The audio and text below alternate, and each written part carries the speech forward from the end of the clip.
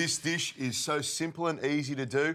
Even you can do it. Oh, my goodness. Just a little bit. It's just a matter of putting some really nice flavours together and giving you that lovely Vietnamese flavour which you get on pork. Works so well together. These are lovely Australian pork chops. The rind has been taken off them, but I've left the bone on. I find if the bone's there, it gives you something to chew at the end of it and also keeps your teeth nice and clean if you're chewing bones. But it also helps to hold it together. And I reckon, you know, it gives it more flavour as well. And this is easy. I'm just going to put it straight into the bottom of the tray here like this, and you can see I'm using my lovely carving fork. You like that? Yes, I know you love that thing. But also, I assumed when you were talking about the bone that you leave it in there for the flavour. Exactly. But integrity as well. Exactly. Well, yes. Whatever integrity I have I was left. going to say, do you know about that word or not? Okay, now the pork's in there as well. Moving on to the next thing. A little bit of salt on there because salt loves meat, meat loves salt. And the pepper mill. If you can pass me the pepper mill. Yes. We'll put some pepper on here.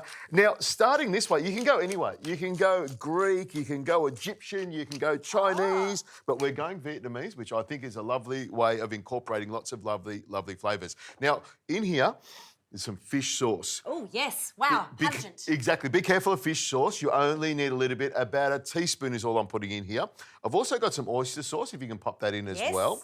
And that's going to give it a lovely rounded flavour. Soy sauce, you need that. This is a light soy, about a tablespoon of that. And to sweeten it up, we've got some coconut sugar.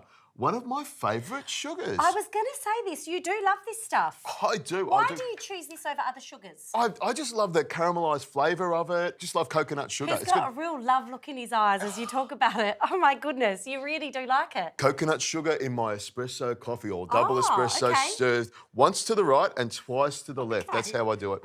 I've also got some Chinese 5-spice. Oh, yes, nice. Teaspoon of that. And because I love sugar so much, I thought I'd do a double dose. This is a tablespoon of brown sugar. So if you don't have coconut sugar, brown sugar is lovely as well. Okay. So I'll get you to stir that around. While you're stirring that, I'm going to get this ginger and I'll cut it into, I call it coins, I suppose, which is down like that. And then, nice. Exactly. And then I'll cut it across like this. And this is a great way of getting those little julienne strips without having to muck around too much. Right, in that goes as well. Oh, nice. It's all good. This is very easy. There's a tray there. There's a bowl here. Like I said. I like this. There's not much cleaning up to do.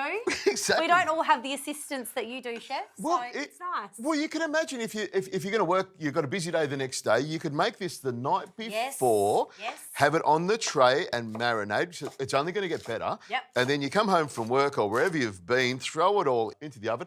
I'll get you to chop up the coriander and the spring onion. Nice little peaches. They can be chunky or fine, whatever you want to do. I'm getting some creative licence here. Well, I'll be watching closely. This is so rare. Now, this is lemongrass, and you can buy this in most grocery stores. The trick with the lemongrass is using the back of the knife or maybe a hammer from the garage or maybe the back of an axe. You might want to just give it a tap like this. You want to bash it, and that breaks it all up. See that? It oils out, doesn't it? Exactly.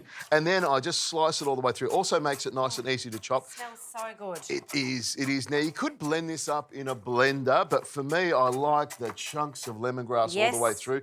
Now, what I've done a few times is peeled the outer leaves of the lemongrass off, and it leaves you the really soft heart of it. Yes. Strong in flavour, but it also sort of falls apart as well. But this is a fantastic way of putting the whole thing together. In it goes like that. Grab all that lemongrass. So good.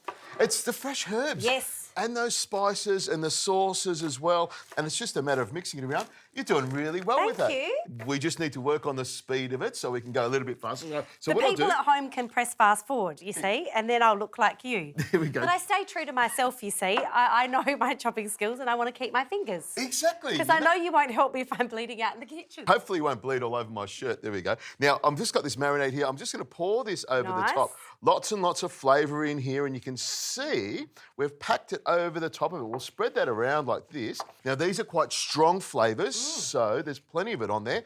Pat it down like that. I like to pour some extra virgin olive oil over the top of it. That'll help it to fry. Does the pork get a little bit of juice out of it? You will lose a little bit of juice in there, and that'll come into the whole thing. Yeah, nice. What you could do if you wanted to is brown off the pork on the outside and throw it in. Up to you, but we're all about making things nice and easy and quick. What I do is with a fork like this, I just sort of wiggle it around. Exactly, so you get a bit of that flavour on both sides of it. This is my simple, basic way of doing it. Cover it up like that, This goes into the oven, 200 degrees Celsius. It'll take about 20 to 25 minutes to cook. It'll be cooked all the way through, and then I'll show you how delicious it is to eat.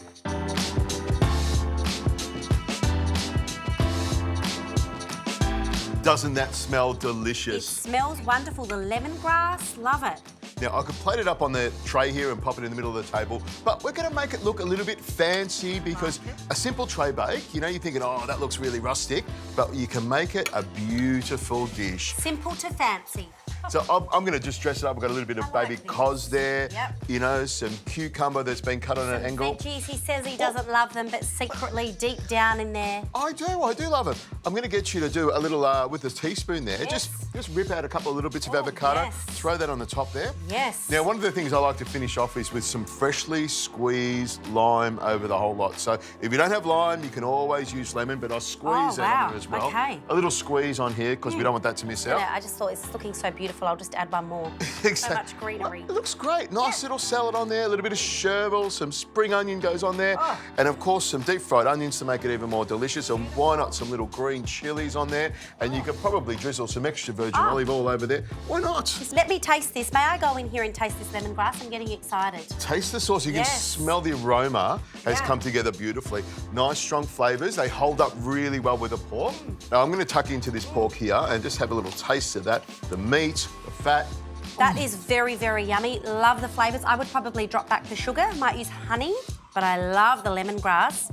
Loving this freshness over here. Let me tell you, the salad goes with it beautifully. The pork is cooked to perfection, nice and moist and juicy. Lots of flavour in there, which is what I like. Yep. That is a great dish. Agreed.